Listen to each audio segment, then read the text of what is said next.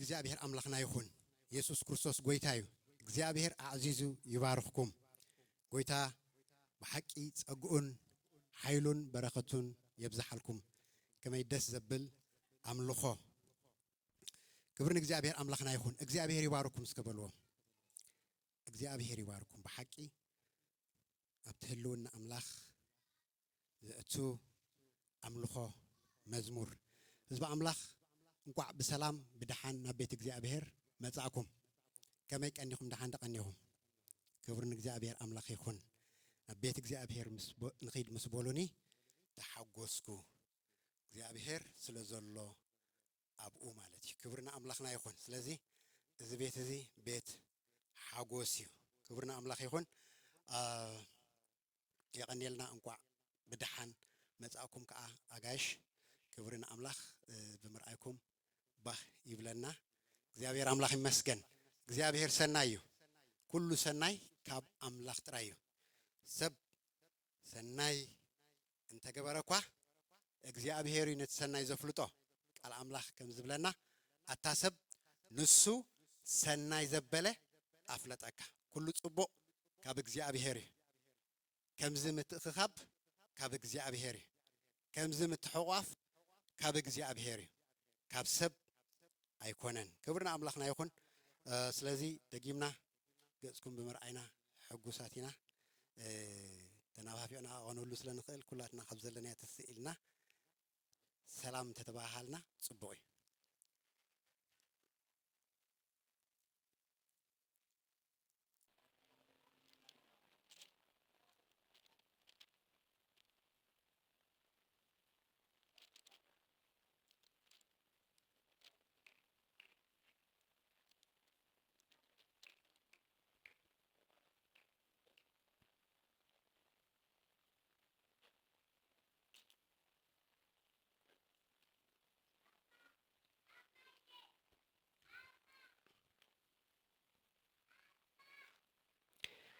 ከምቲ ቦቶም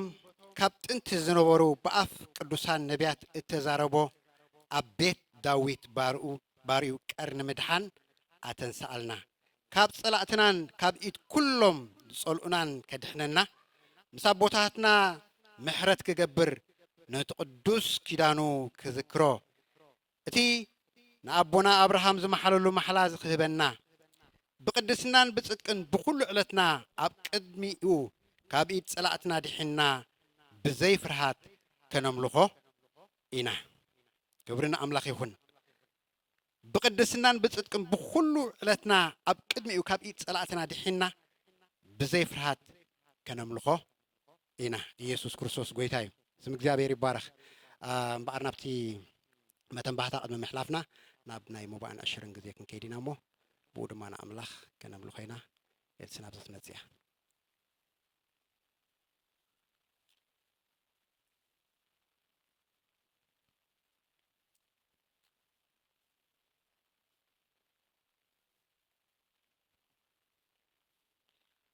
ብሩክን ቅዱስን ዘላለማዊ አምላክና ነመስግነካለና እግዚአብሔር አቦ ስለዚህ ጸናሐና ጊዜ ነመስግነካ አቦ ህጁን ዝተረፈና ጊዜና አሃ ህሊፍና ንሕበካለና እግዚአብሔር አቦ ህጁና ባኃይልና ይዝና የዘመጻና ሞባንሽን አሃ ህሊፍና ንሕበካ ነስራሕካ ክንየሉካ እግዚአብሔር አቦ ሳሐክ ተሐልፎ ኩሉ ነገር እንጽልለና ብሽም አብን ወልድ መንፈስ ቅዱስ ሀዳ አምላክ እንጽልይ አሜን እግዚአብሔር ይባርክ ኤልሲ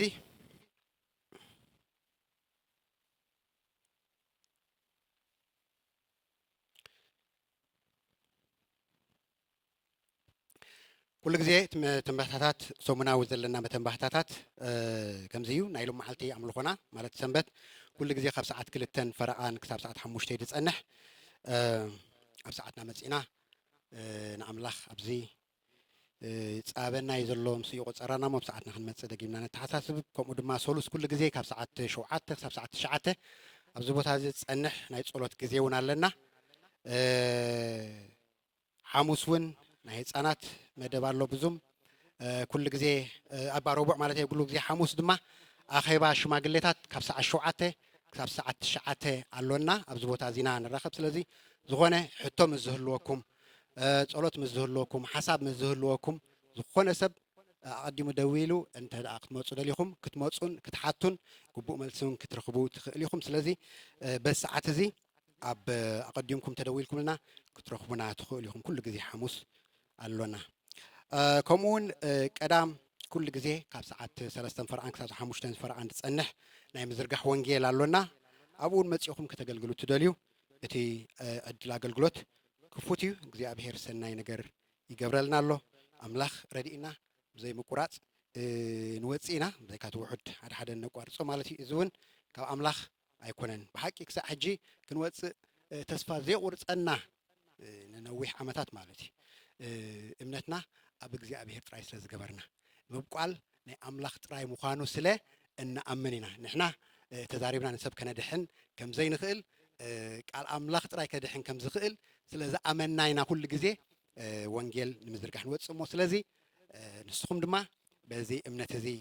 ክትሓብሩ እንተደሊኹም ደገ ክፉት እዩ። ከምኡ እውን ኩሉ ግዜ ኣብ ወርሒ ንገብሮ ኣገልግሎት ናይ መወዳእታ ናይ ነብሲ ወከፍ ዓርቢ ናይ ነብሲ ወከፍ ወርሒ ናይ መወዳእታ ዓርቢ ናይ ጸሎት ግዜ ኣሎና። ንሱ ድማ ካብ ሰዓት 10 ክሳብ ሰዓት 2 ዝፀኒሕ እዩ። ናይዚ ወርሒ እዚ ንዕለት 31 ዓርቢ እዩ ዝኸውን ዘሎ። ስለዚ ኩላትና ብጸሎት ሓቢርና ብሓደ እናሓድረሉ ግዜ እዩ። ስለዚ ኣይትትረፉ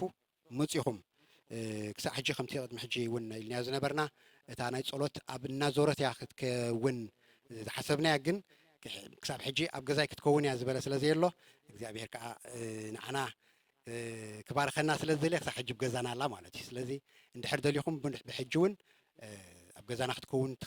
ንደሊና እንዳዞረት ማለት እዩ። ሓደ ለይቲ ከምኡ እንዳበልኩም እንድሕር ሓሳብ ኣለኩም ኮይኑ ንጎሩና ብሓንሳብ ኣብኡ ክንገብሮ ንኽእል ኢና። ድራር ጎይታ እውን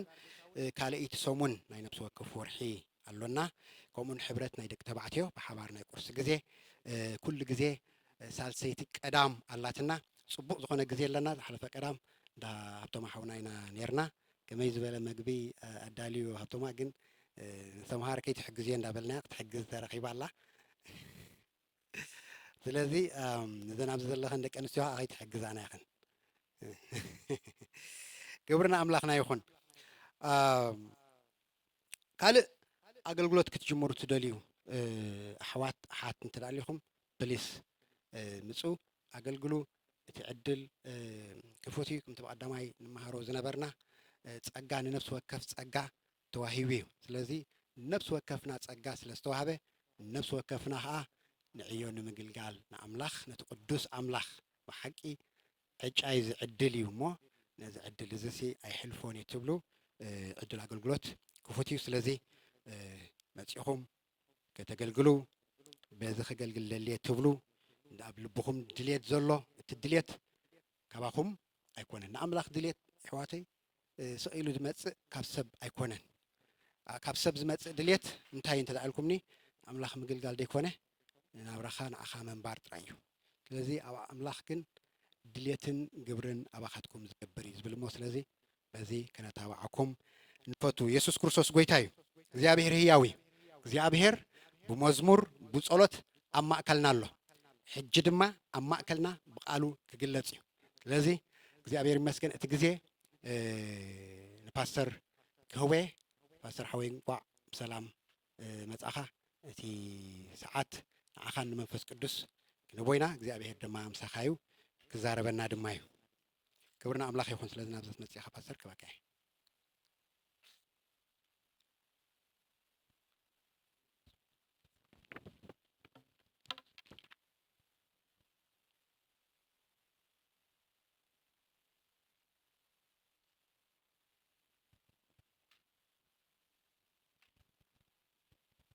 ከመይ ቀኒኹም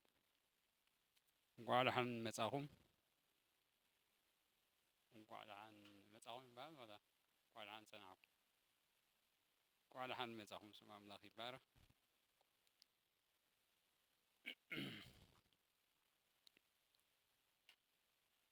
ሎማ ዓንቲ ሓደ ቃል ክንርኢ ኢና።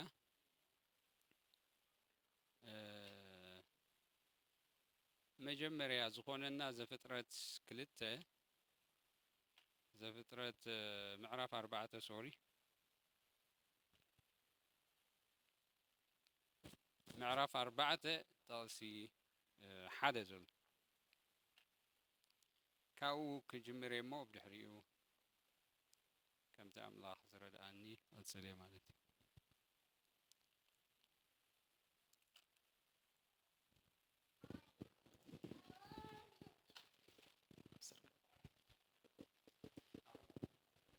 اوكي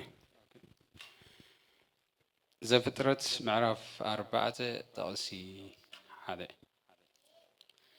كم زيبل آدم دمان سبيتو هيوان فلت أموت أنا ست نقايل كا ولدت بردي تجزي أبيهر سبت قبل كدما بلت قويت أنا مسجنا كلنا لزجزيز للسعزيز لنفس وقفنا خبرنا عخايهم كلاتنا بكلمة خلنا قويتا بتقدس هي أوزخنا من فسكات زاربنا كل قويتين أملاخين كبا خزي كونه حساب منفسن قبل عليين قبل الحواتين بشم يسوس رحقيقون زابي ربو نوس خاقنا ما أكلنا كبر بقالكا تزاربنا كمزي بمزمور تتعان عنا تنحكا بتصلت حجون بقالكا قويتا نوشتنا لحسسو الصغار رأي مخانكا زابي ربو حجون نوشتنا أزغا خرو سلزغونا مسجنكا نعين نوس باريخون قويتا بقدس منفسكا سلترد أني مسكنك الله كبرنا عخايخون شم يسوس آمين كبرنا أملاخيخون زيابير دقيمو أما كلكم دوسل زبلني ناملاخ يمسكنو بنجر كله عدل زبمني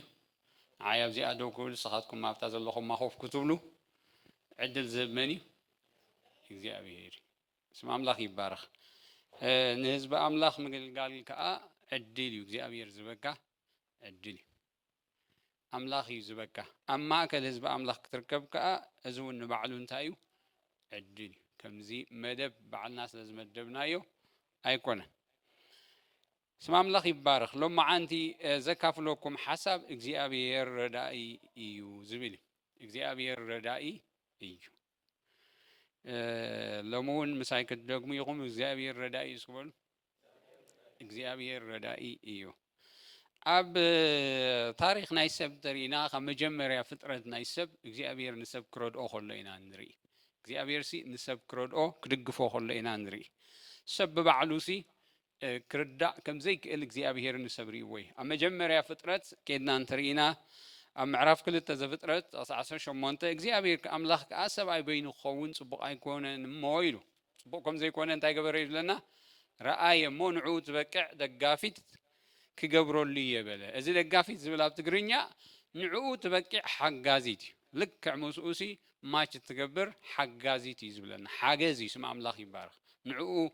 تدقفو دقافيت إجزيابير كم جمرة فترة ناي سبترينايو إجزيابير أبتي نايتسب نجر نأتو رديئت ناتو خجبر كل إنا النريو نعدم زغودلو وبت أي نبرن زغودلو تحسطو أي نبرن زغودلو استفل عليه نجر أي نبر كله أبتحد أدم توهي بنيرو جن حنت حاجز تريفاتو نتايلو نعود تبكع دقافيت كجبر اللي إلو نعوخ أنتي هبو هوان ويجا السبيتي هيبو كوقت سيلنا معرف 4 ترينا خاد حرود كت حاتيات أزيو كفيو حاتيات أزيو شكاني حاتيات سي شكاني خابت مالي إمرنا نيرسويا بسنك حاتيات أمونغ أملاخن أمونغ سبن تايكوينو فللي كوينو أتي إجزيابير أملاخ ندك سب زهابو نجراتون أبزي كسانون كله إنا نري أمعرف 4 تا قدامي تسعرينا حرس تتحزت سبيتي هوانه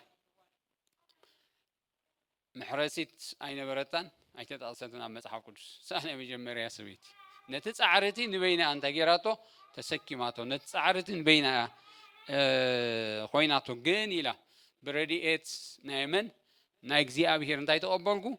سبت تقبلكو إلا إجزي أبيهر كم زرد أجن كتأمن كلا إنا نريب اسمع ملاك يبارك لذي أبز كله نجر انتاي انتلنا إجزي أبيهر كرد إن كله نسبي حجم بنيو رديئت زد ليو منيو رديئت زد ليو خم مونغو ناسي منيو رديئت نايجزي أبيهر زد ليو منيو رديئت نايجزي أبيهر زد ليو منيو زد ليو انتلنا ات رديئت كم زد اللي زفلت سبي رديئت كم زد اللي زفلت سبي بزحات الله أبزام درزيئة بزح حبت زلوم بزح زنا زلوم بزح نجر زلوم نفسهم قلنا أملاخ رديئت كم زي الليوا كم زي اللي يحسبوا مو أب فقدو إنكتن أب فقدو نوتن يأتيو لازم منيو رديئت نا أملاخ زدلي أنت واي سبي رديئت نا أملاخ زدلي أنت لنا رديئت كم زدليو أنت عايز قبر زفلت سبي شكي أنا رديئت اللي أنبل وني أملاخ رديئت أنا ون يدلني نفس وكفناني أملاخ رديئت يدلني እግዚአብሔር ከመጀመሪያ ፍጥረት ናይ ሰብ እንተሪእናዮ እግዚአብሔር ንሰብ ክረድ እንከሎ ንሪኦ ኣብቲ ናብርኡ እውን ኣቲሲ ኦ ኣዳም በይኑ ኸውን ፅቡቕ ኣይኮነን ኢሉ እግዚአብሔር ሰብሪ ኣብ መርዓ ኩሉ ግዜ ንዝክራ ኢና እግዚአብሔር ካብ መጀመሪያ ፍጥረት ግን እግዚአብሔር ንሰብ ረዲኤት ከም ዘድልዮ ኢና ደገፍ ከም ዘድልዮ ሓደ ድኹም ጎኒ ከም ዘለዎ ኢና እንርኢ ዘለና ስለዚ መን እዩ ረዲኤት ናይ እግዚአብሔር ዝደሊ እንተልና እዛ ቀዳመይቲ ሕቶ ክንሰማዕ ኣለና رديئت كم زاد ليون تايز قبر زفلت داويد سبسي بعلو كاسو قمتو تخقبر اي كإلني كغنع اي كإلني نذا انسو قما سقمتو وانت عنا زلزلنا طرح يكوننا انسو قما انا سيت عنا ملو ايه سلزبلنا طرح اي كونا اكزي ابير انتا سلز قبرنا ايو زرد انا ايو نزي سلزستو عليو سبسي بعلو سقمتو تخقبر اي كإلني كغنع اي كإلني أما مزمور ميساسان شعاتهم قومي لهمش السقا نمتنساين كوف مبالين متاوين موسين كله انت يتقبروا تفلت قوي عبكن مجزي أبيرسي بكا إن قبروا نجراسي ناتو دقفن ناتو رديئتن زلوي نماني خا جزي أبير زرد ماني خا جزي أبيرسي نمان نينا يسوي خزرد نماني يزرد انتلنا كله رديئت እግዚአብሔር ከም ዘድልዮ ፈሊጡ رديئت ናይ እግዚአብሔር ዳይዝ ገበር ዝጽበ ኣነ ሓገዝ ናይ እግዚአብሔር እደልየ ኢሉን እግዚአብሔር ዝጸውዐን ዘደሃየን ሰብ እግዚአብሔር ከዓ رديئቱ እንታይ ገብሮ ይህቦ ክልተ ሕቶን ታ መጀመርያ መን እዩ رديئት ዘድልዮ እንተልና رديئት ከም ዘድልዮ እንታይ ዝገብር ዝፈልጥ ኣነ رديئት የድለኒ ኢሉ ዝተኣማመን ኣነ رديئት ሲ ኣነ رديئት እደልየ ዝብል هابتش حونا تقصون يرمشتي تقصي انتايلو جابير عندكم حيلي يب نسو نفقا انتاي قبر برتاعي يوسخ اتن وسنات مدريز فترة املاخسي اذن اخقبر هايدك منيو اندقنا خا اي حلن تمالي ردي ايكا امو تمالي لقيفكا امو حجخا اي دقفكاني اي بالنيز بالنازل اتن وسنات مدريز فترة املاخسي انتاي قبرني كم زيدك من كم زي حلل انو اي فلطونيكم هو أبسب من كماله أبسب محل زي تسفى مقراص الله محلال الله كسع كنديز بحال الله خمس لزغونه يوسف انت يبل حسب الكوخي كرب الكوخي انت أبغى نولعي حو كوخي إذن هاي سبي أب أملاخ جنكمو أيكون انت يلو تنوسنات مدرس فترة أملاخ السوق هم زي دكمن أمرو هم زي دكمن كم زي حللنسي أي تفلت انه إيخا سمع أملاخ يبارك لذي منيو رديئت كاب أملاخ تقبل انتلنا أتي رديئت دليوسي كاب نا أملاخ تتقبين نكزي أبيهر كا أنا رديئت يدلني يقولون تايز قبر سبي زت أوعن سبيو سمع أملاخ يبارك داويت أم مزمورون دايلو الله أملاخ نعنا معقو بن حيلن سبب بقى فتون رديئتي مزمور 24 تقص هذا خمات بل أتي تقصي تمعرف كله حليفنا أنت خيدنا أخرام بندرو من أنتين تجبروا أنتن كتكوت وحيز مع ما يتايت خونه أنت عفر أنت هممن إحنا قنتين قبرنا مخنياتو أم جمر أنتي تأمين الله أم لاخيل نعنا معقبن حيلن بتسبب بقى فتون رديئتني اسمع الله يبارك منيو رديئتنا أم لاخ قبل انتلنا أتسوعه أنا رديئت لين زبالة سب السورة رديئتنا أملاخ أبي وودن تاي قبري يموت صي سب أبزا مدرزية بتي أبزا مدرز خون لو نجارات عجيبون نحصقيلو رديئتنا أملاخ يبولون اتزلوا وقع ولا حنتين عقوق عقبون كحقسون أي كأني لذي أملاخنا عنا معقبين نجنا فتون رديئتي أب قدامي ساميل معرف شو عاد خيدنا نتريناون قدمي زلو التاريخات نترينا قدامي ساميل كم جمر كجمرن كله مصحف ساميل سي دحري مصحف انتي قصيلو زلو مصحفي لك إسرائيل ኣብ መሳፍንቲ እግዚኣብሔር በብግዚኡ ብዘተንስኦም ዘድሕኑ ብዘናጉፉ ሰባት እንታይ ይኾኑ ነይሮም ይጓዓዙ ነይሮም ኣብዚ መንጎ ግን ቀዳማይ ሳሙኤል ተሪኢና ኤሊን ደቁን እንታይ ክኾኑ ከለዉ ክሞቱ ከለዉ ኢና ንርኢ ደቁን ኤሊን ሞይቶም ታቦት ናይ ኣምላኽ ከዓ እንታይ ኮይኑ ተማሪኹ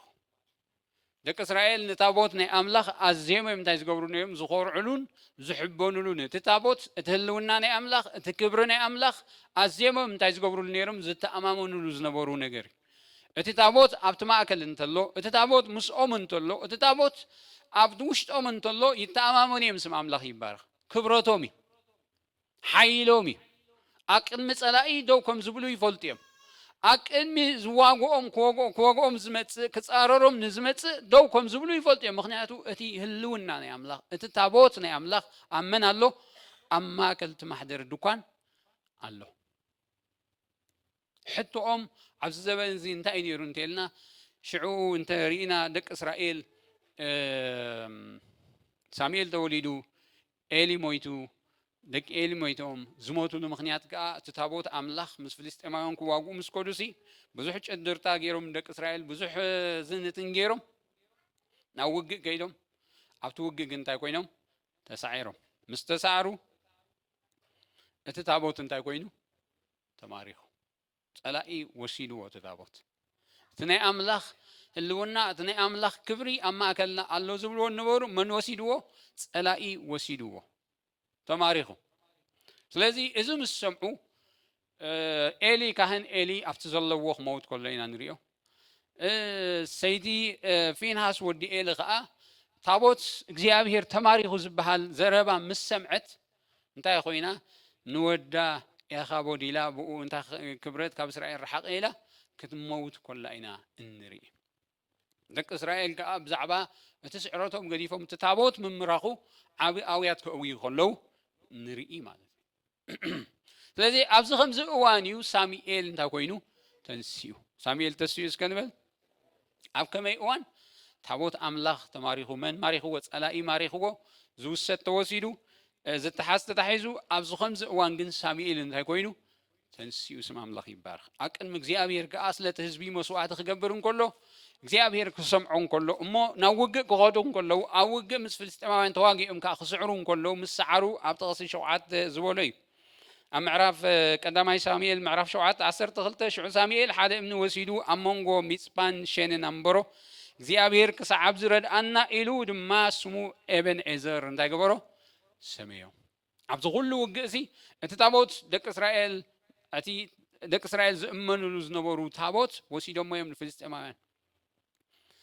ሓደ ክብሪ ቅድሚኦም ወፂኡ ነፀላእቶም ዘስዕሮም ዝነበረ ነገር ወላ ሓደ የለን ሕጂ ተወሲዱ እቲ ታቦት ግን ኣብ መንጎ ሳሙኤል ኣብ ቅድሚ እግዚኣብሔር ክቐርብ እንከሎ ነጎድጓድ ገይሩ እግዚኣብሔር ኣምላኽ ንፍልስጤማውያን እንታይ ገበሮም ኣለና ኣሸበሮም እሞ እሳቶም ካብ ቅድሚ ደቂ እስራኤል እንታይ ገበሩ ሃዶሙ እዩ ዝብለና እሳቶም ከዓ ክሳዕቲ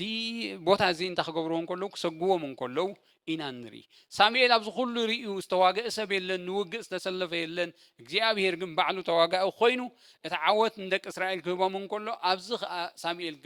ክዛረቡ እንከሎ እንታይ ኢሉ ክሳዕ ኣብዚ እግዚኣብሔር እንታይ ገበረና ረድኣና እዋናት ኣሎ ባዕልኻ ነፍስኻ እውን ክትዋጋእ ኣላ ዘይትኽእል ግዜታት ኣሎ ባዕልኻ ነፍስኻ እውን ከም ቀደመይ ክትብለሉ ዘይትኽእል እዋናት ኣሎ ግዜታት ኣሎ ደቂ እስራኤል እዚ ይጋጢሞ ግን ሳሙኤል ስም ኣምላኽ ይባረኽ ክትስእ እንከሎ ሳሙኤል ምስ ተንስአ ግን ሓደ ነገር ኮይኑ ስም ኣምላኽ ይባረኽ እግዚኣብሔር ንፀላእቶም ነጎድጓድ ገይሩ እንታይ ገበሮም ኣሸበሮም ከምኡን ፀላእትኩም የሸብረልኩም ስም ኣምላኽ ይባረኽ ኣብቲ ዓቕሚ ሰኣንኩምሉ እቲ ሓይለይ ተማሪኹ ኣብ ዝበልኩምሉ ከም ቀደመይ የለኹን ኣብ ዝበልኩምሉ እግዚኣብሔር ኣብ ክንደኻ ክዋጋእ እንከሎ ከምኡ እዩ ዝኸውን ስም ኣምላኽ ይባረኽ ከምዚ ክትብል ትኽእል ኢኻ ትውግእ ናይ መን እዩ እግዚኣብሔር ስዕረትን ዓወትን ግን ናይ መን እዩ ናተይ እዩ ስም ኣምላኽ ይባረኽ ሽዑ እቲ ታሪክ ክሕፅሮ ሳሙኤል እግዚኣብሔር ክሳዕ እዚ እንታይ ገይርና እዩ ረዲእና እቲ ክሳዕ ኣብዚ ረዲእና እዩ ዝብል ቃል ስም ኣምላኽ ይባረኽ ፅባሕ እውን ንሱ እዩ ትውክልትና ማለት እዩ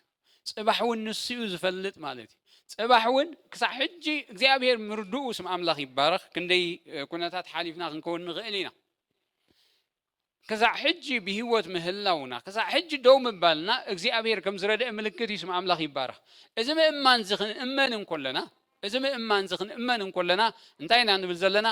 ሎሚ ኦልሬዲ ተረዲእና ኢና ንምንታይ ኢና እግዚአብሔር ክሳብ ዝረዲእና ንብሎ ዘለና ጽባሕ እውን ናይ መን ስለ ዝኾነት ናይ አምላኽ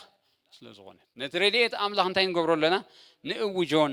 ንዛረቦን ኣለና ስም አምላኽ ይባረኽ ኣብ መጽሓፍ ሩት ከድና እንተርኢና መጽሓፍ ሩት ከዓ ዘገርም መጽሓፍ እዩ ትሕዝቶ ዘለዎ መጽሓፍ እዩ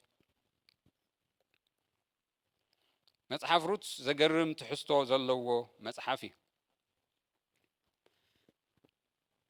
ኩሉ እቲ መጽሓፍ ሩት እንተርኢና ዮም ምዕራፍ 2:12 እንታይ ይብል እግዚአብሔር ከም ግብርኺ ይፍደኺ ዓስብኺ ከዓ ካብቲ ኣብ ትሕቲ ኣኽናፉ ጽግዕ ኢልኪ መጺእ ዘለኺ እግዚአብሔር አምላኽ እስራኤል ሙሉእ ይኹን ኢሉ መለሰላ ይብል ኣብዚ እንተርኢናዮ ናይ ናእምን ናይ ሩትን ናእሚ ብፍላይ ስድራቤት ናይ ናእሚ ስድራቤት ማሕሎንን ኪሎንን ናብ ሞዓብ ምስ ተሰደዱ ናብ ሞዓብ ምስ ከዱ ዘጋጠሞም ነገር እንሪኦ ዘሕዝን ታሪኽ ናእሚ ናብ ትሽማ ጣዕሚ እዩ ትሽማ መቐረት እዩ ትሽማሲ ኣዝዩ ጥዑም ነገር እዩ እቲ ህይወታ ግን ዝተፈላለየ ነገር እዩ እቲ ዘጋጠማ ነገር ግን ዝተፈላለየ ነገር እዩ ለዚ ናእሚ ናብ ሞዓብ ምስ ከደት ናብ ስደት ምስ ስድራ ምስ ሰብኣያ ምስ ክልተ ደቃን ኣብ ሞዓብ ምስ ኣተወት ግን መጀመርያ ሰብኣያ ሞይቱ ብድሕሪኡ እውን ክልተ ደቃ እንታይ ኮይኖም በብሪጋ ሞይቱ ክሳቶም ተመርዒሞም ውሉድ ግን እንታይ ገበሩን ኣይወለዱን ናእሚ ምስ ክልተ ኣንስቲ ደቃ ክተርፍ እንኮላ ኢና እንርኢ ኣብዚ ታሪኽ እዚ እንሪኦ ጎሊሑ ዝረኣየና ናይ ሩት ምስ መን ምጽጋዕ እዩ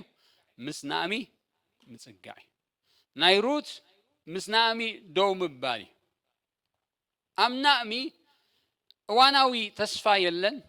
ንመጻኢ ዝረአ ተስፋ እውን የለን እስኪ ኣብ ናእሚ ይበሉ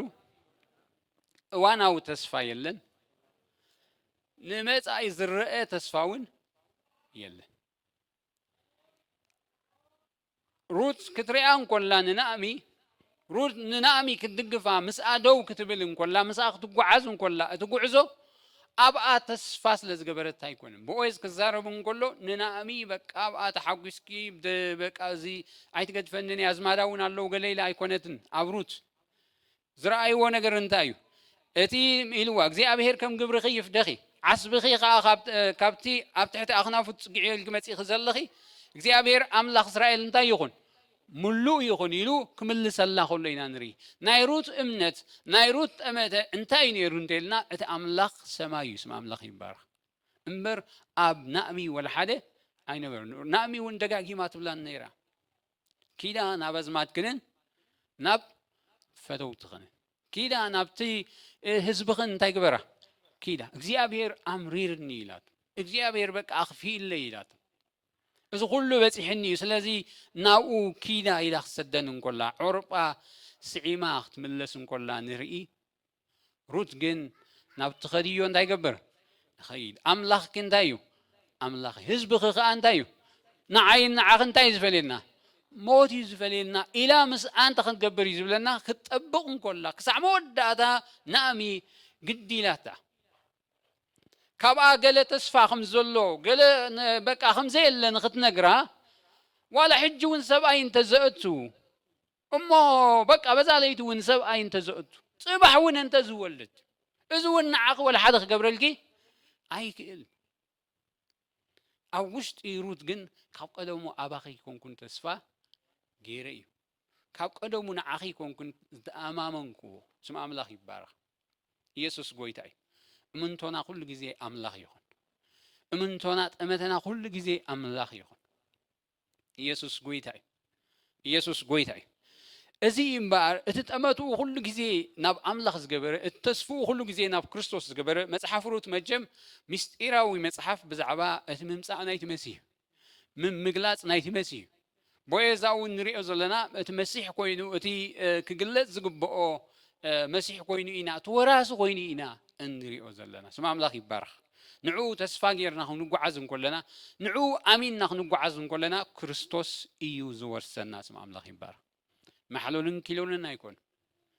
ሽም ናይ ማሕለልን ኪሎንን ትርጉሙ እውን ደስ ኣይብለካን ማሕለልን ኪሎንን ኣይኮንን ዝወርሱ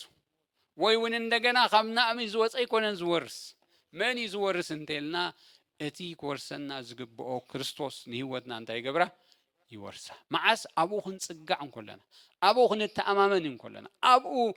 ተሰሪትና ንዕኡ ጠሚትና ክንከይድ እንከለና ስም ኣምላኽ ይባረኽ እግዚኣብሔር ከም ግብረ ይፍደኺ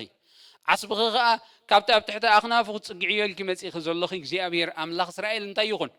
ሙሉእ ይኹን ኢላ መለሰላ ብለና እዚ ቦዔዝ ንናእሚ ክዛረባ እንከሎ እዩ ናይ ሩት ህይወት እንተርኢናዮ ንሓደ እሙን ሰብ ህይወት እዩ ዝገልጸልና እሙን ምዃን ማለት ስም ኣምላኽ ይባረኽ ዝኾነ ረብሓ ስለ ዘሎ ትጓዓዞ ጉዕዞ ኣይኮነን እሙን ምዃን ማለት ዝኾነ በቃ ጽባሕ ድሕሪ ጽባሕ ኣነ ገለ ክረክበ ኢልካ ትጓዓዞ ጉዕዞ ኣይኮነን እሙን ምዃን እንታይ እንተልና ንክርስቶስ ኣብ ቅድሚኻ ጌርካ እትኸዶ ጉዕዞ እዩ ንክርስቶስ ኣሚንካ እዩ ዋላ ነጥቃኻ ከም ናእሚ ዝበለ ታሪኹ ዝተባላሸወ ህይወቱ ዝተባላሸወ መጻኢዩ ዝተባላሸወ ንዓኻ እውን ክሕዘካ ክጠቕመካ ንመጻኢ ንጽባሕ እውን ክጠቕመካ ዘይክእል ክትድግፎ እንከለኻ እውን ጠመትኻ መን ክኸውን ከሎ እዩ ኣብ ክርስቶስ ክኸውን እንከሎ እንተዘይ ኮይኑ ከመይ ጌርካ ክትብርትዕ ሩት እኮ ዝኩሉ ጠመታ ኣብ ክርስቶስ ስለዝኾነት እያ ምእንቲ ከይደኹምን ነፍሳትኩም ከዓ ከይሕለላን ነቲ ካብ ሓጣን ክሳዕ ክንዲ ዝምፅራር ተዓገሰ ጀማሪ እምነትኩም ደምዳሚያን ዝኾነ ክርስቶስ እንታይ ግበሩ ጠሙቲ ዝብለና እኮ እምበር ናሚ ንሩት እኮ ትህባ ዝነበረት ክትስእ እንከላ ተስፋ ዘይብለ እዩ ክድቅስ እንከላ ክትጓዓዝ እንከላ እንታይ ኢላ ትዕልል ነይራ ትኸውን ናሚ ንሩት እዚ ኩሉ መንገዲ ካብ ሞኣብ ናብ ቤትልሄም ክጓዓዛ እንከለዋሲ እቲ ትዕልላ ነበረት ዕላልሲ እንታይ ይኸውን ጠመተና ናብ ክርስቶስ እንድሕር ዘይኮይኑ እቲ ንሰምዖ ዕላል ክወርሰና ናይ ግድን ጠመተና ናብ ክርስቶስ እንድሕር ኮይኑ ግን ዝወርሰና ክርስቶስ ይስማ ኣምላኽ ይባረኽ እስኪ ዝወርሰኒ ክርስቶስ ይበል ዝወርሰና ክርስቶስ እዩ ዝኸውን ኣነ ታሪኸይ እንታይ ዝኾንኩ ዝመረረ መጽሓፍ ሩት ከድና እንተንቢብናያ ክገርመና ክሳዕ ክንደይ እግዚኣብሔር ዝረድኣ ሰብ እያ ሩት ከመይከ እግዚኣብሔር ንዓኹም ብኸምኡ ረድኤት ይርዳእኩም ከመይከ ብኸምኡ ይደግፍኩም ስም ኣምላኽ ይባረኽ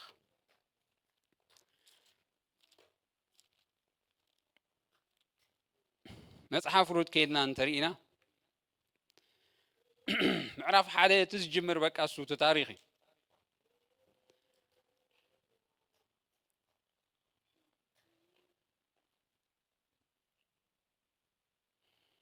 ካብ ሸውዓተ ድሓን ከንብቦየ ንሳ ክልቴና ንስ ደቃኻ ምጽኣ ካብታ ዝነበረታ ቦታ ወፀት ናብ ምድሪ ይሁዳ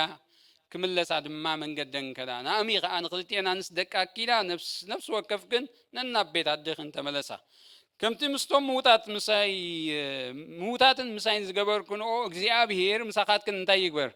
ምሕረት ይግበር ነፍስ ወከፍ ግን ኣብ ቤት ሰብኣይክን ዕረፍቲ ክትረኽባ እግዚኣብሔር ይሃብክን በለተን ሽዑ ሰዓመተን ንሳተን ከዓ ድምፀም ዓዋ ቢለን እንታይ ገበራ በኸያ ኣይፋልናን ምሳኽዳ ናብ ህዝብኺ ንምለስ በልዓ ናእሚ ግና ደቀ ስለምንታይ ከምሳይ ትኸዳ ተመለሳ ደኣ ደጊምዶ ሰብኡትክን ዝኾኑ ደቂ ካብ ክርስተይ ኣልዮምኒ ደቀ ሰብኣይ ከይእቶ ኣሪገየ እሞ ኪዳ ደኣ ተመለሳ ተስፋ ኣለኒ እኳ እንተ ዝብልሲ ኤረ ሎሚ ለይቲ ሰብኣይ እንተ ዝእቶ ኣወዳት ከዓ እንተ ዝወልድ ኢላ ንሳቶም ክሳዕ ዝዓብይዶ ክትፀንሓ ኢኽን ምእንቲ ዝኸ ሰብኣይ ከይተኣተኹን ዶ ክትነብራ ኢኽን ኣይፋልክን ደቀ ኢድ እግዚኣብሔር ኣበይ ወፅያ እሞ ካብ ንዓኻት ግን ኣዝዩ ንዓይ ይመርር በለተን ሽዑ መሊሰን ድምፀን ዓወቢለን በኸያ ዖርጳን ሓመታ ሰዓመታ ሩት ግና ምስኣ ተፀግዐት ንሳ ድማ ሰበይቲ ሓሙትኩ ይናሃ ናብ ህዝባን ናብ ኣምላኻን ተመሊሳ ንስኹን ደድሕሪ ሰበይቲ ሓሙትኩ ተመለሲ በለታ ሩት ግና ሓዲገኪ ኻባኽን ድሕሪት ክምለሲ ግዲ ኣይትበልኒ ናብቲ ኸድዮ ኸይድ ኣብቲ ሓድርዮ ከዓ ሓድር ንህዝብኺ ህዝበይ ኣምላኽ ድማ ኣምላኽ እዩ ኣብታ ትሞትላ መውት ኣብኣ ድማ እቕበር ንዓይን ንዓኽም ጀካ ሞት ካልእ እንተፈሊድናስ እግዚኣብሔር ከምዚ ይግበረኒ ከምዚ እውን ይወስኸኒ በለት ምስኣን ምኻት ከም ዝቆረፀት ምስ ረኣየት ምዝራባ እንታይ ገበረት ሓደገት ትብለና ስም ኣምላኽ ይባረኽ ኢየሱስ ጎይታ እዩ ስለዚ እዚ ታሪክ እዚ ዘገርም ሩት ናኦሚ ንህይወታ ዋላ ተስፋ እንተሃበት ዋላ ለው ውሉድ እንተዝወልድ እዚ እውን ምንም ክኸውን ኣይክእልን እዩ ጠመተ ናይ ናኦሚ ካብ መጀመሪኡ ናይ ሩት ጠመተ ካብ መጀመሪኡ ግን መን ነይሩ እንተልና እቲ ክወርስ ዝግብኦ ክርስቶስ እዩ ስም ኣምላኽ ይባረኽ ከምኡ ጠመተ ስለ ዝገበረት እያ ኣብ ብሉይ ኪዳን ኮይና ንኢዮቤድ ወሊዳ ኢዮቤድ ከዓ ኣብ ሓጉኡ ንመን እዩ ዝኸውን ዘሎ ንዳዊት እዩ ዝኸውን ንእሰይ ከዓ እውን ዳዊት ካብ ዳዊት ከዓ መን ተወሊዱ ክርስቶስ እቲ መሲሕን መድሓኒን እንታይ ኮይኑ ተወሊዱ ብኸምኡ ዶ ዝሰዓበት ትመስለና ሩት ብኸምኡ ዶ ዝኸደት ትመስለና ሩት ክልተ ሰባት ኣለዉ ደቁ ሞዓብ ዘገርሙ ማለት እዩ ባላቅን ሩትን ጠመቶኦም በበይኒ ናይ ሩት ጠመተ በይኒ ናይ ባላቅ ጠመተ ከዓ በይኒ እዚኦም ደቂ ክልተ ደቂ ሓደ ዓዲ እዮም ደቁ ሞዓብ ባላቅ ክጥምት እንከሎ ነቲ ህዝቢ እንታይ ንክገብር እዩ ንኸጥፊ እዩ ዘምፅእ ዝኳናተሮ ዘሎ ጠንቋሊ ቃሉ እንታይ ዘይገብር እዩ ዘይወድቕ መሬት ዘይወድቕ እዩ ናይ ሩት ጠመተ ግን እቲ ህዝቢ ርስቲ ከም ዘለዎ እቲ ህዝቢ ኣምላኽ ከም ዘለዎ እቲ ህዝቢ እቲ ዝመፅእ ዝግብኦ መሲሕ ካብኡ ከም ዝውለድ ኣሚን እያ በቃ ካብ ዓይን ንዓኽን ዝፈልየናሲ ሞት እዩ ህዝብኺ ህዝበይ እዩ ትብል ኮላ ኣሚና ንኣምላኽ ክትጓዓዝ ኮላ ኢና እንርኢ ኢየሱስ ጎይታ እዩ እምበር ዕላል ናይ ናኦሚ ንፅባሕ እውን ዝቐፅል ኣይኮነን ኣባሓላለና እውን ጭንቂ እንታይ እዩ ጭንቂ እንታይ እዩ ኣይገጠመኩምን መስለን ንስኻትኩም ከምኡ እውን ኢልኩም ዘይትፈልጡ ኢኹም ትመስሉ ጭንቂ እንታይ እዩ ዝበሃል ኣሎ ጭንቂ ዕላል ዝበሃል ኣብ መንገዲ ደኺምኩም ከለኹም ብፍላይ ከምኡ ተጋጢሙኩም ሲ ወይ ክትምስሑ እንዳበልኩም ከለኹም ተጋጢሙኩም ሲ ንሩት ከምኡ ዘጋጥማ ዘሎ እቲ ስእሊ እንድሕር ርኢናዮ ዘሰይም ከምኡ ዘጋጥማ ዘሎ ድውል ዘበለጥላ ስስኣ በቃ እታ ናይቲ ማለት ታሪኻት ነግራ በቃ ሕጂ እንደገና ወሊደ እውን ሰብኣይ ክኾነኪ ዝኽእል በቃ ሙሉእ ተስፋ ዘቑርፅ ጠመተቶ ጠመተሲ ኣደብዝዝ ዘብል ጠመተ እዩ ብሙሉእ ከምኡ ዓይነት እግዚኣብሔር ካብ ኣእምሮና ይሕከኮ ስም ኣምላኽ ይባርኽ ኣብ ኣምላኽ ተስፋ ኣይቁረፅን እዩ ኦም እንተተቆርፀት እኳ እንታይ ኣለዋ ይብለና ተስፋ ኣለዋ ጠሊ ናይ ዝናብ ጥራሕ ምስ ሰምዐት እቲ ሽታ ምስ መፀ ትጭብጭብ እያ ስም ኣምላኽ ይባርኽ ኢየሱስ ጎይታ እዩ ታሪክ ዝልውጥ እዩ ኣምላኽና ነገር እንታ ክገብር ዝኽእል ክልውጥ ዝኽእል እዩ ኣምላኽና ስም ኣምላኽ ይባርኽ ንኣምላኽ ክሳዕ ኢና ንኣምኖ እንተኢልና ክሳዕ መወዳእታ ንኣምላኽ እንታይ ንገብሮ ኢና ንኣምኖ ኢና ጎይታና እሙን ኣምላኽ እዩ ከጋጥመና ክእል እዩ ከምዚ ናይ ሩት ዓይነት ኩነታት ህልዊ ተስፋ ዘይብሉ ነገር ንመፃዊ እንታይ ዘይብሉ ተስፋ ዘይብሉ ህልዊ ተስፋ የለን መፃዊ እንተራኻ ተስፋ የለን ህልዊ እንታይ የለን ክደጋግመልኩም በቃ ፅቢቐ ዝብለኩም ዘለኹ ርዳእ ምእንቲ ህልዊ ተስፋ የለን ኣብ ህይወት ናይ ናኦሚ ህልዊ ተስፋ የለን መፃውን ተስፋ የለን እታ ተስፋ ዝረኣየት ሰበይቲ ግን ኣብ መወዳእታ ተስፋ ኮይና እዚኣ ሰይትወድኺ እርግና ክትሕድስ ኢለና ስም ኣምላኽ ይባርኽ ፍረ ምስ መፀ ኩሉ እዩ ዝውድስ ፍረ ምስ መፀ ዝክበሉ ኩሉ ይውድስ ቅድሚ ፍረ እዩ ዘሎ ጭንቂ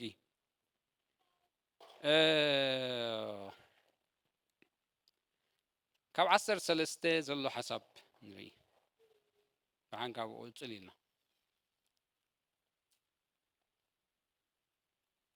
እቶም ኣብ ደገ ዝነበሩ ኩሎም ህዝብን እቶም ዓበይትን ከዓ ምስክር ኢና ነዛ ናብ ቤትካ ተኣቱ ሰበይቲ እግዚኣብሔር ከምተን ክልተ ንቤት እስራኤል ዝሃንፃ ከም ራሄልን ልያን ይግበራ ኣብ ኤፍራታ ከዓ ሰልጠን ኣብ ቤትልሄም እውን ስሙ ይኩን እታ ቤትካ ድማ በቲ እግዚአብሔር ካብ ዘመርዓ እዚኣ ዝህበካ ዘርኢ ከም ቤት ፋሪስ እቲ ታማር ንይሁዳ ዝወለደትሉ ትኹም በሉ ሽዑ ቦዔዝ ንሩት ወሰዳ ንሳውን ሰበይቱ ኮነት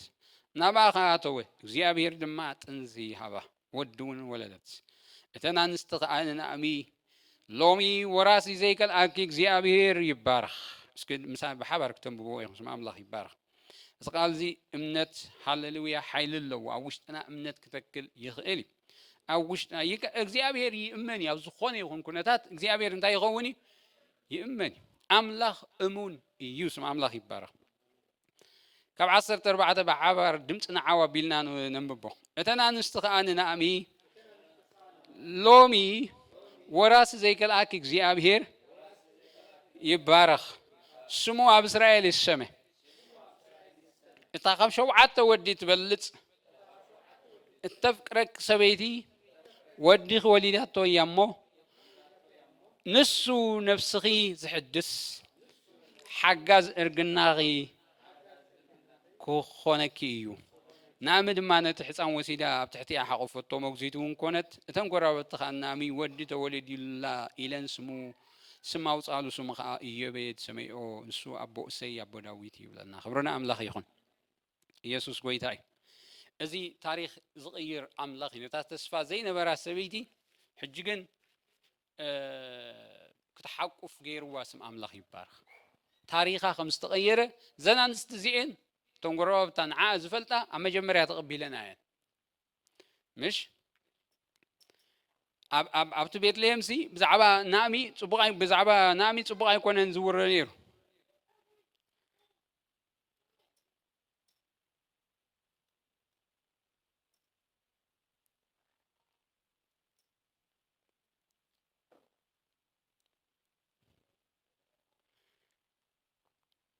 ናብ ቤትልሔም ክሳዕ 19 ኣለኩም ምዕራፍ 1 ናብ ቤትልሔም ክሳዕ ዝበፅሓ ከዓ ክልቲአን ከዳ ኮነ ድማ ናብ ቤትልሔም ምስ ኣተዋ ብዘላታ ከተማ ብዛዕባ እንታይ ኮነት ተባዕደት እተን ኣንስቲ ከዓ እዚኣስ እምበር ዶ ናእሚ እያ በላ እሳ ድማ እቲ ኩሉ ዝኽእል ብዙሕ ኣምሪሩኒ እሞ ማራ ኣበላን እምበር ናእምስ ኣይትበላኒ ኣነ መሊኤ ከትኩ እግዚአብሔር ከዓ ጥራይ ይመለሰኒ እግዚአብሔር ካብ መስከረለይ እቲ ኩሉ ዝኽእል ድማ ካብ ኣኽፍኣለይ ስለምንታይ ከናእሚ ትብላኒ ኣለኹን ናእሚ ድማ ተመልሰት ይብለና ሩት እታ ካብ ምድሪ ሞዓብ ተመልሰት ሞዓባዊ ሰበይቲ ወዳ ከዓ ምስኣ ነበረት ንሳ ብመጀመርታ ዓፂድ ስገም ናብ ቤትልሔም ኣተዋ ይብለና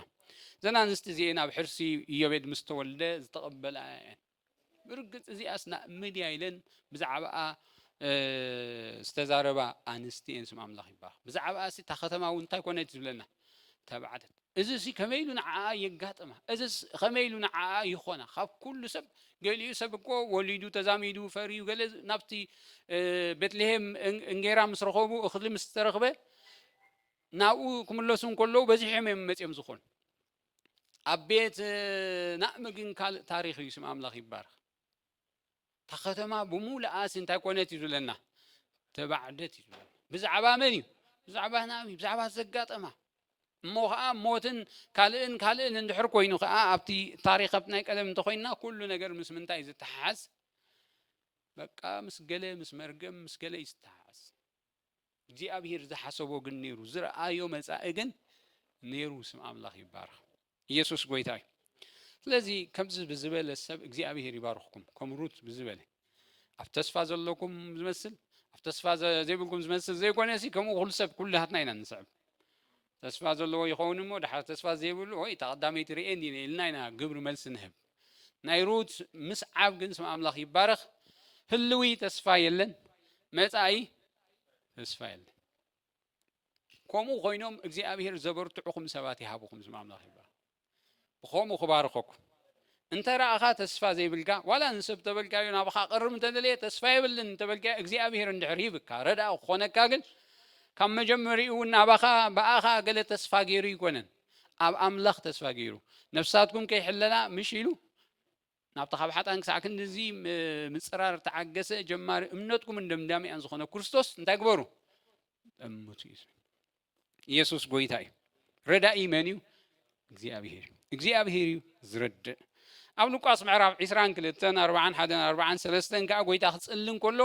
እቲ መከራ ክመጾ እቲ ስቃይ ክመጾ ናብ መስቀል ገጹ ክኸይድ እንከሎ መስቀል ኣዝዩ ዝኸፍአ መቕጻዕቲ እዩ ናይ ኩላትና ሓጢኣት ናይ ኩላትና በደል ኣብ ነፍሱ ክጽዕን እንከሎ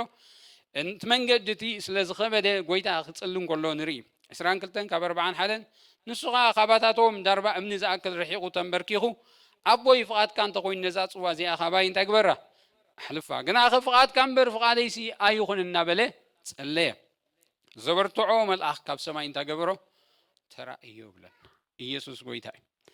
ጎይታ ነቲ ፍቓድ ኣምላኽ ነቲ ፍቓድ ኣቦኡ ክፍጽም እቲ መንገዲ እኳ ዘይጥዕም እቲ ጎደና እኳ ዘይጥዕም እንዳሃለወ ግን ንዕኡ ተዳልዩ እንዳኸደ እንከሎ ዝጸለዮ ጸሎት እዩ ኣቦ ፍቓድካ እንተኮይኑ እዛ ጽዋ እዚኣ ካባይ እንታይ ትኾን ትሕለፍ ዘበርትዖ መልኣኽ ከዓ እንታይ ገበረሉ ተራእዮ ክብርትዕ እንከሎ ኢና ንርኢ ደው ኢሉ ነቲ መስቀል ክገጥሞ እንከሎ ኢና ንርኢ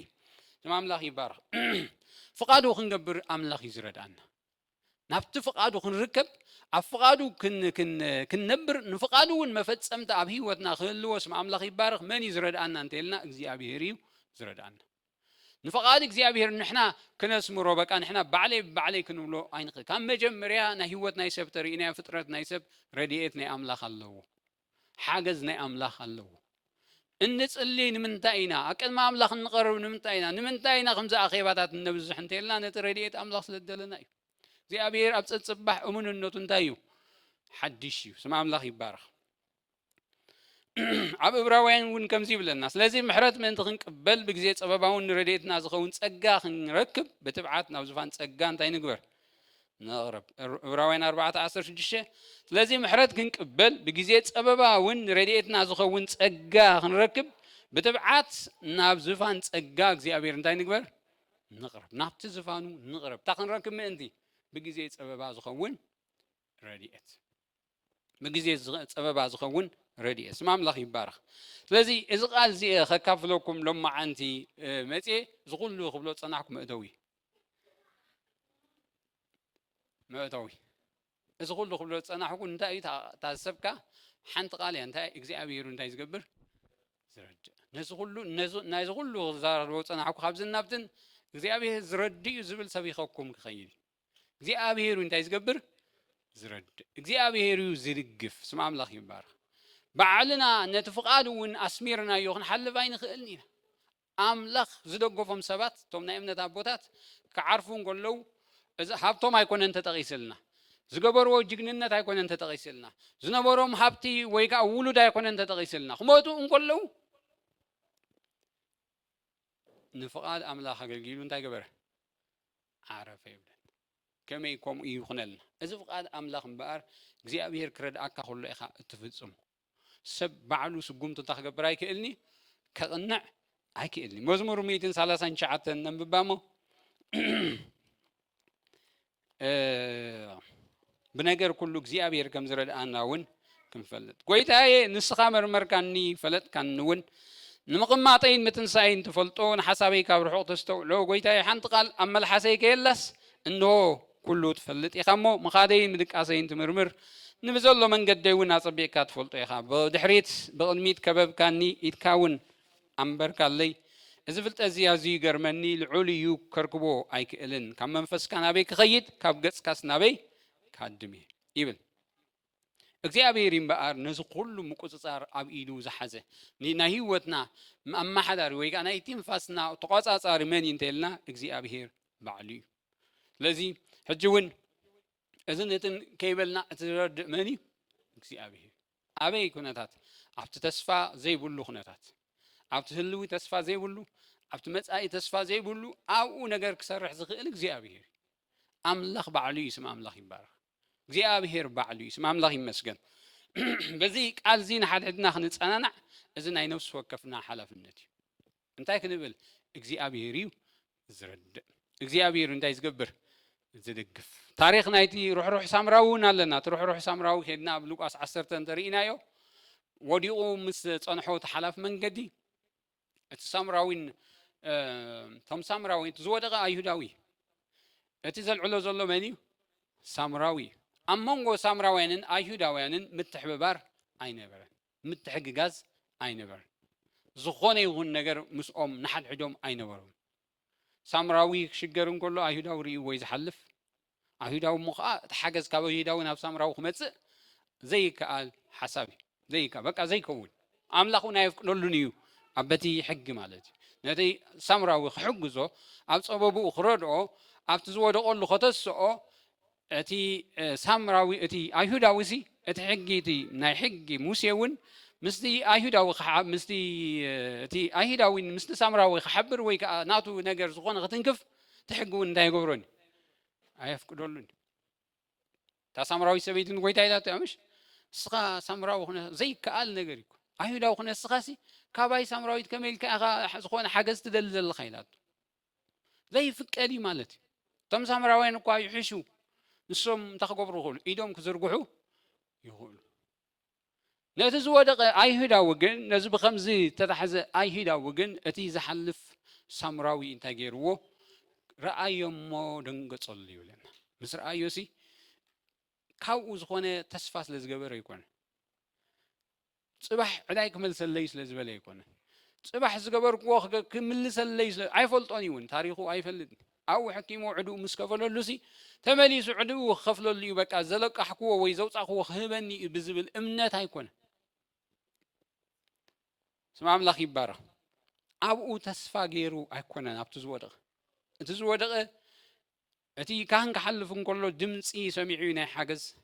ግን እቲ ካህን ከዓ ናብኡ ቀሪቡ ርእይዎ እንታይ ገበረ እዩ ዝብለና ሓለፈ ሕጊ እውን ኣይፍቅደሉን እዩ ዝብደም ኣለዎ ተፀይቑ እዩ ዝኾነ ይኹን ነገር ኮይኑ እዩ ለዋዊ ከዓ ከምኡ ርእይዎ ሰጊሩ ሓለፈ ይብለና ሓደ ሩሕሩሕ ሳምራዊ ግን ስም ኣምላኽ ይባረኽ ከምኡ ዓይነት ሰብ እግዚኣብሔር ይሃብኩም ከምኡ ዓይነት ሰብ ስም ኣምላኽ ይባረኽ ነገር ሰጊሩ ኩነታት ሓሊፉ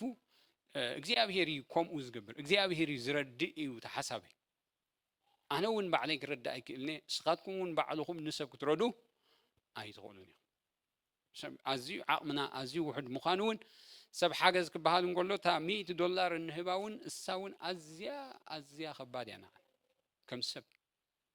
ከም ሰብ ሲ ኣዝያ ዓቕምና ንሳ ግን ከባድ እያ እውን ንሳ ንዓና ብዝኾነ ግን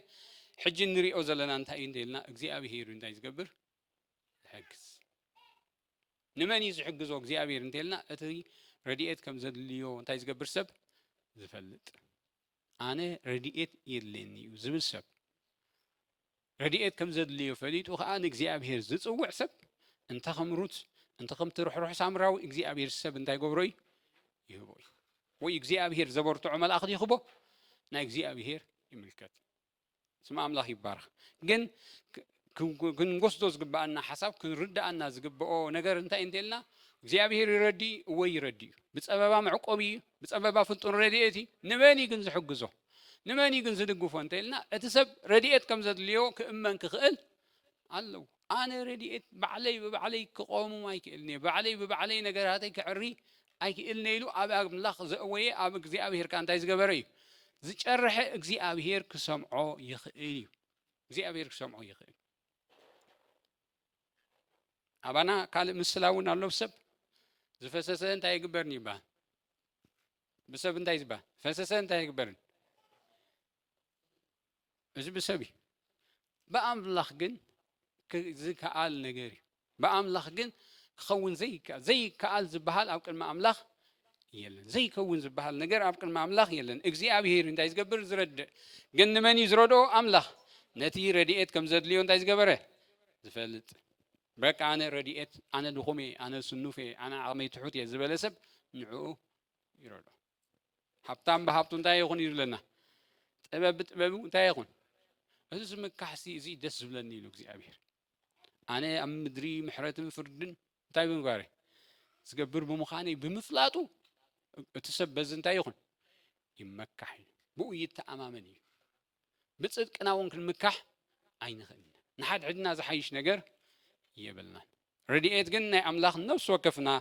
የድልየና ስለዚ ካብ መጀመርያ ፍጥረት እግዚኣብሔር ንሰብ ረድኤት ከም ዘድልዮ ከም ዝፈለጠ ሕጂ እውን ንዓና ረድኤት የድልየና እዩ ኣብ ሂወትና ረድኤት የድልየና እዩ ኣብ ናብራና ረድኤት የድልየና እዩ ኣብ ኣገልግሎትና ረድኤት የድልየና እዩ ብዘይ ረድኤት ናይ ኣምላኽ ምንም ነገር የብልናን ክብርና ኣምላኽ ይኹን ስለዚ ኣብ ህልዊ ተስፋ ዘይብሉ أمتى تسفى زي بقولوا أب እግዚአብሔር ግን ተስፋ